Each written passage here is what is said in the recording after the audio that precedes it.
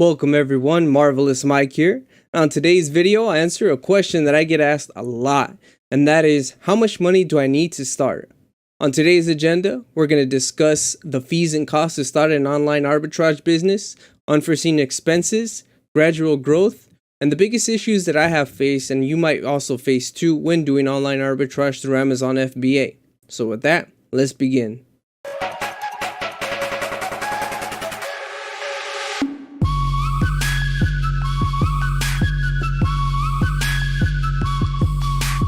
Before I begin with the lesson, I just want to give you guys a short answer to this question, and that is that the question is irrelevant.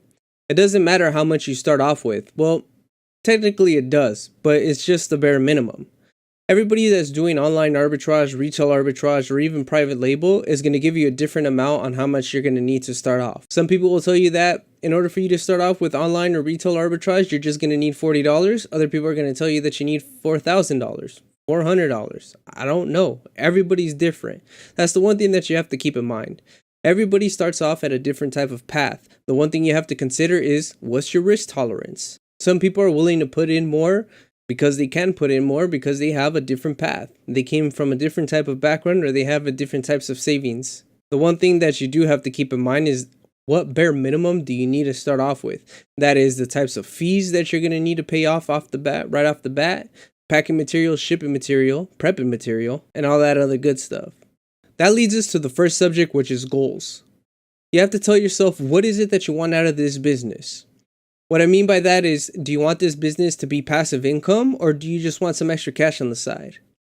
Personally, I told myself that I was going to fully immerse myself into this business and do it full time. I got into researching the proper product to increase my sales volume and also my metrics. I found ways to get myself ungated and look for products that is going to work for me in the long run. If you want to make some extra cash on the side, you got to make sure that you come up with the plan and stay consistent to that plan. Once you have your goals set in place, you're going to have to calculate to see if this endeavor will be worth pursuing.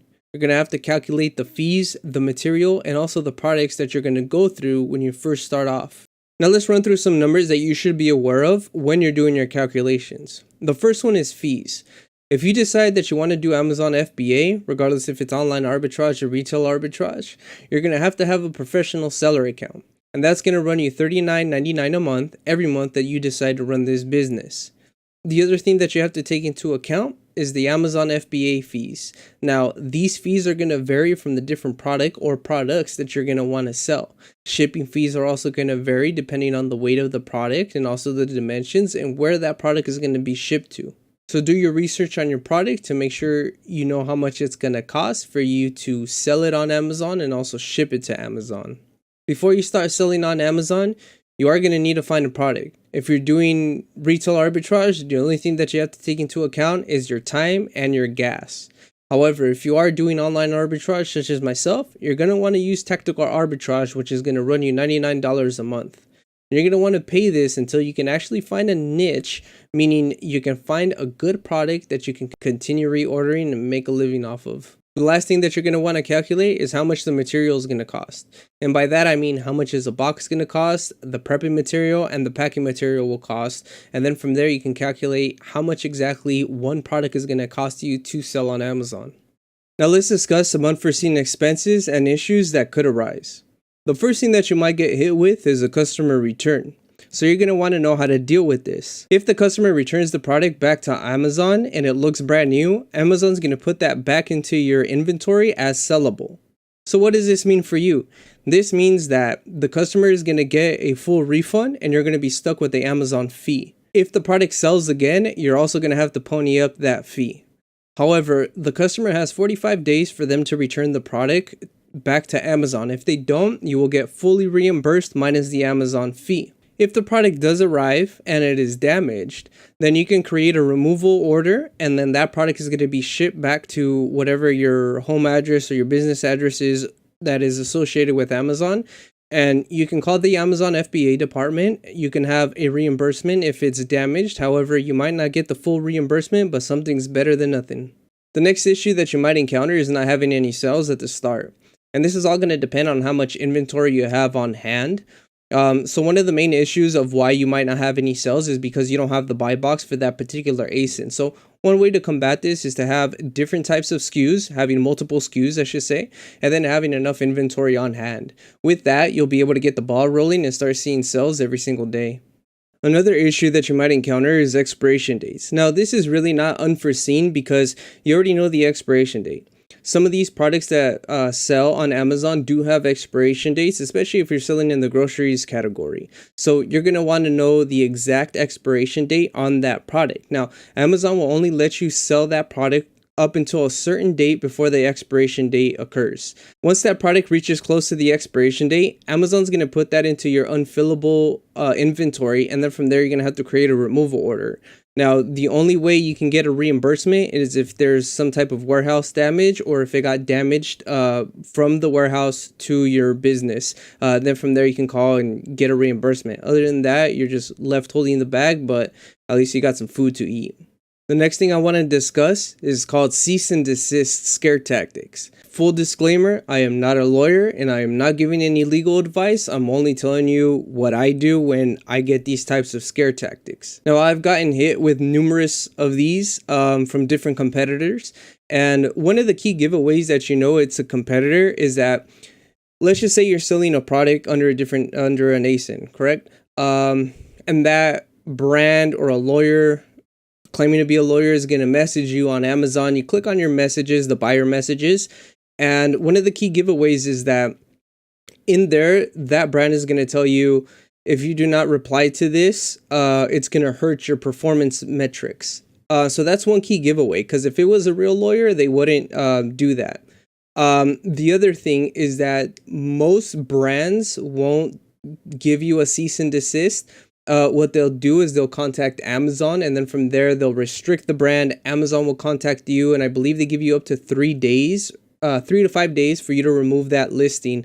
But if Amazon contacts you and they tell you to delist or stop selling that product, then 100% stop doing that, because that's when legal matters can happen. So now that we talked about some unforeseen expenses and issues that could occur, let's discuss about the gradual growth. Now, it's going to take some time for you to start seeing some success and some gains on your Amazon seller account. What I mean by that is that it's going to take time from when you find the product, ship it to Amazon, they get it, they sell it, and then they pay you. So you have to keep in mind about how lengthy that process really is. So let's go ahead and run through some examples. So let's just say that you found a product to buy online, right? You're doing online arbitrage. It's going to take anywhere between 2 to 7 days for that product from that store to get to you. If you're doing retail arbitrage, you can go ahead, grab it from wherever you're at in the store, and then even ship it off that same day if that's what you want to do. But for an online arbitrage, that's how much it's going to take. So let's just take an average of 5 days. Let's just say it takes 5 days for it to get from the store to where you're at. From there, let's just say it takes you another day to prep it, pack it, ship it to the Amazon warehouse. Depending on what state it's going to go to, it's going to take a couple days for it to even get to the warehouse. Now, from there, just because your package got to the Amazon warehouse or distribution center doesn't mean that it's checked into your inventory. That takes another process for it to fully, for them to receive it, check it in, and then close that shipping package. Now, let's just say that your product got checked in and it's already up for sale. It's in your inventory and it's ready for customers to buy it. Let's just say the customer bought it today. It's going to take 2 weeks for that money to go on Amazon and then transfer to your bank account. So you have to keep in mind too when you need to re-up, and then all the money that's going to be tied in for those 2 weeks at least. Of course, this is just one example. For everybody, it's going to be different depending on where you live, the type of products you're selling, and if you get the buy box or not. The next thing that I want to discuss is the biggest issues that I faced so far while selling on Amazon. And the first one is that companies will block you from selling their product. I can think of a couple of examples of where I bought a product and I resold it. I made pretty good money off of it and I was doing it for a while. The company came in, they contacted Amazon. Amazon told me to stop selling it, which I did immediately. So I ended up closing the listing. I recalled all the product and I was just stuck with the product, but that's just the cost of doing business. The other issue was that I was running out of money. I didn't do my research and I didn't realize that it took 2 weeks for Amazon to send money to my bank. That way I can start reordering products. So since I couldn't reorder products, I had to wait for Amazon and wait for that money to hit my account. So the best advice that I can give you to combat this is that, let's just say you have $1,000 that you're starting off with. Just use $600 and keep the $400 to reorder products, because you're gonna want that. You're gonna want that steady income to keep coming and coming and coming. That way you can create rapid growth in your account. So with that, guys, I'd like to thank you so much for listening. Hopefully I was able to give you a little more information on the topic that you already knew. If you guys have any questions, feel free to leave them down in the comment section. I'll answer every single one of them to the best of my knowledge. Feel free to hit the like on the video, and if you haven't subscribed to the channel, please do so for some more informative content. My name is Marvelous Mike, and I'll see you guys on the next one. Adios.